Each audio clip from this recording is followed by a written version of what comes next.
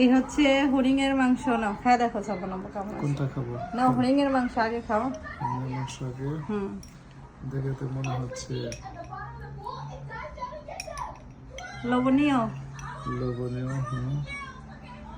হরিং এর মাংস আগে খাইছো? হ্যাঁ অনেক খাইছি। অনেক খাইছো? কোথায় থেকে? সিঙ্গাপুরে খাইছি, কানাডায় খাইছি, বাংলাদেশে খাইছি। বাংলাদেশেও খাইছো? বাংলাদেশে মামা যখন আর্মিতে চাকরি করতো, ওই ইয়েরা জলদস্যুরা বা হরিণ অনেকগুলা শিকার কইরা নিতে পারে না, আর্মি দেখে পালাইছে, পরে আর্মি ভাগাভাগি করে লয়েছিল। আচ্ছা এখন খায় দেখাও যে এটা কেমন হয়েছে, আগে টেস্ট করো, সব বন্ধুদেরকে জানাও। বিসমিল্লাহির রহমানির রহিম। অনেক সফট হয়েছে। সফট হয়েছে? ডিলিশিয়াস। তাই সত্যি অনেক নরম হয়েছে। অনেক নরম হয়েছে, অনেক মজা।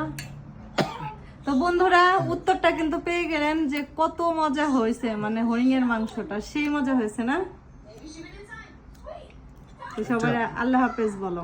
হালকা জাল দিয়ে রান্না করা হয়েছে তো একদম সফট হয়েছে।